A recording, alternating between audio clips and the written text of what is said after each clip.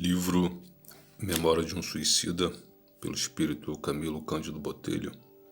A causa da minha cegueira no século XIX, capítulo 20. Transcorriam os primeiros decênios do século XVII, quando renasci nos arredores de Toledo, a antiga e nobre capital dos visigodos, que as águas amigas e marulhentas do velho Tejo margeiam qual incansável sentinela.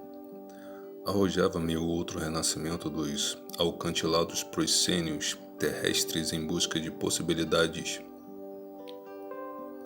para urgente aprendizado que me libertasse o espírito imerso em confusões, o qual deveria aliviar os débitos da consciência perante a incorruptível lei, pois impunha-se a necessidade dos testemunhos de resignação na pobreza, de humildade passiva e regeneradora, de conformidade que um perjúrio de amor, até então em débito nos assentamentos do passado, de devotamento ao instituto da família.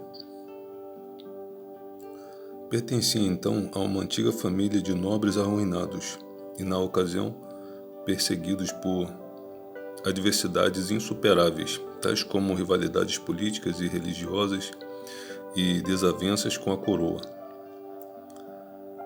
A primeira juventude deixou-me ainda analfabeto, bracejando nas árduas tarefas do campo, apacentava ovelhas, arava a terra qual miserável tributário, repartindo-me em múltiplos afazeres sob o olhar severo de meu pai, rude, fidalgo, provinciano, a quem desmedido orgulho religioso, inspirado nas ideias da reforma, fizera cair em desgraça no conceito do soberano, suspeitado que fora de infidelidade à fé católica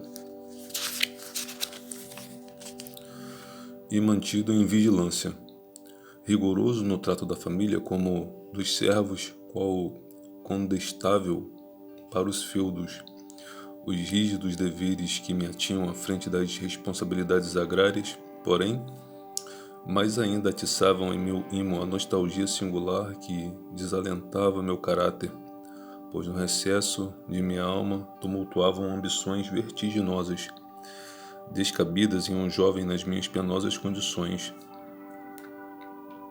Sonhava nada menos do que abandonar o campo, insurgir-me contra o despotismo paterno, tornar-me homem culto e útil como os primos residentes em Madrid, alguns deles militares, cobertos de glórias e condecorações, outros formando na poderosa Companhia de Jesus, eruditos representantes da Igreja por mim considerada única, justa e verdadeira.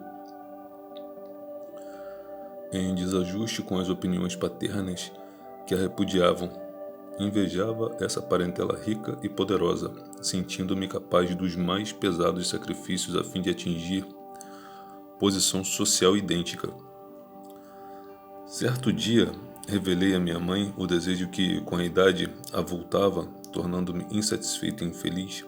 A pobre senhora que, como os filhos e os servos, também sofria a opressão do tirano doméstico,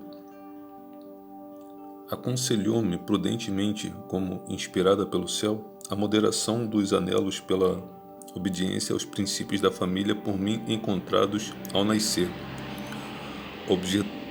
objetando ainda ser minha presença indispensável na casa paterna, visto não poder prescindir o bom andamento da lavoura do experiente concurso do primogênito, o seu futuro chefe. Não obstante, dadas as minhas instâncias, intercedeu junto ao Senhor e Pai no sentido de permitir-me instrução, o que me valeu maus tratos e castigos inconcebíveis num coração paterno. Com a revolta daí consequente, fortaleceu-se o desejo tornado obsessão irresistível, a qual só com imenso sacrifício era contida por meu gênio impetuoso e rebelde. Recorri ao pároco da circunscrição, a quem sabia prestativo e amigo das letras. Narrei-lhe as desventuras que me apoucavam, pondo a par do desejo de alfabetizar-me, instruir-me quanto possível. Aqueceu com bondade e desprendimento, passando a ensinar-me quanto sabia. E porque se tratasse de um homem culto, intelectualmente avantajado, sorvi a longos haustos as lições que, caritativamente, a mim concedia, demonstrando sempre tanta lucidez e boa vontade que o digno Senhor mais ainda me esmerava, encantado com as possibilidades intelectuais deparadas no aluno. A meu pedido, porém, e compreendendo com alto espírito de colaboração as razões por mim apresentadas, minha família não foi posta ao corrente de tal acontecimento. Minha frequência à casa paroquial passou a ser interpretada como auxílio à paróquia para o amanho da terra, favor que meu pai não ousava negar, temeroso de represálias e delações. Um dia, depois de muito tempo passado em martirizar a mente à procura de solução para o que considerava eu a minha desventura, surgiu nas cogitações desesperadas das minhas ambições a infeliz ideia de fazer-me sacerdote. Seria, pensei, meio seguro e fácil de chegar aos fins de que me enamorava. Não se tratava certamente de honrosa vocação para os ideais divinos, como não se cogitava de servir as causas do bem e da justiça por um apostolado eficiente, pois que, nas manifestações de religiosidade que a mim e a minha mãe impeliam, não entravam a vera crença em Deus nem o respeito devido às suas leis. Expus ao pároco, meu antigo mestre, o intento considerado louvável por minhas pretensiosas ambições. Para surpresa minha, no entanto, aconselhou-me bondosa e dignamente a evitar cometer o sacrilégio de me prevalecer da sombra santificadora do divino Cordeiro para servir as paixões pessoais que me inquietavam o coração, entenebrecendo-me o senso, pois percebia muito bem, por ver a descoberto meu caráter, que nenhuma verdadeira inclinação me induzia ao delicado ministério.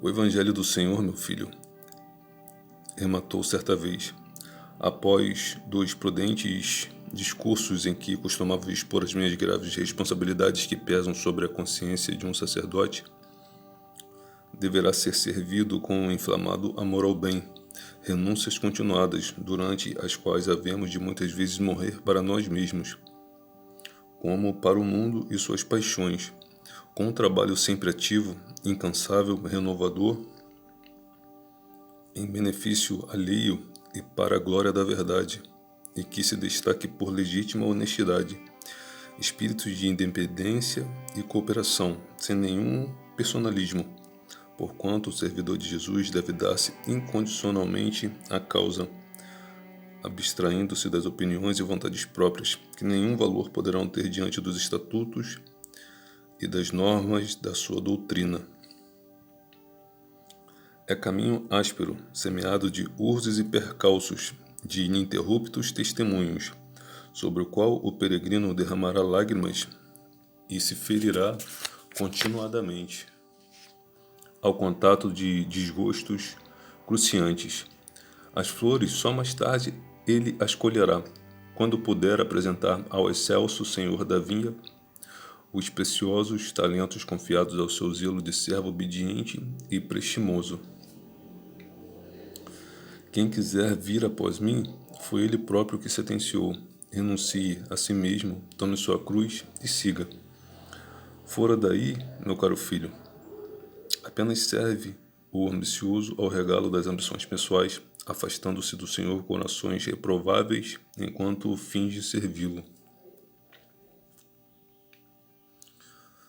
Não tens vocação para a renúncia que se impõe em frente ao honroso desempenho.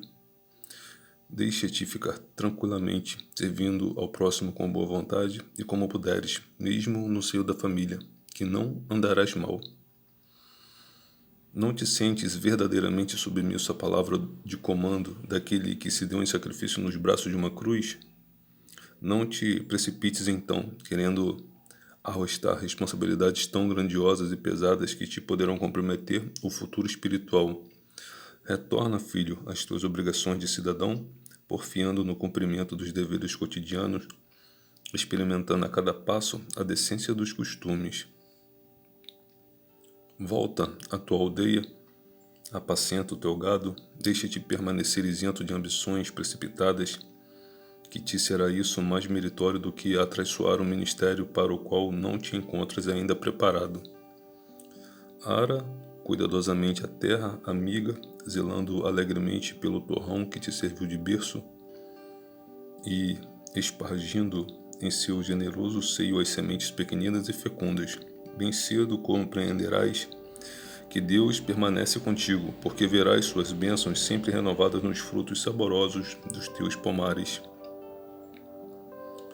nas espigas loiras do trigo que alimentará a família toda, no leite criador que robustecerá o corpo dos teus filhos. Cria antes o teu lar, educa filhos no respeito a Deus, no culto da justiça, no desprendimento do amor ao próximo. Se tu mesmo, amigo de quantos te rodearem, sem esqueceres as suas plantações e os animais amigos, que te servem tão bem como teus próprios servos, que tudo isso é sacerdócio sublime, é serviço santificante do Senhor da vinha.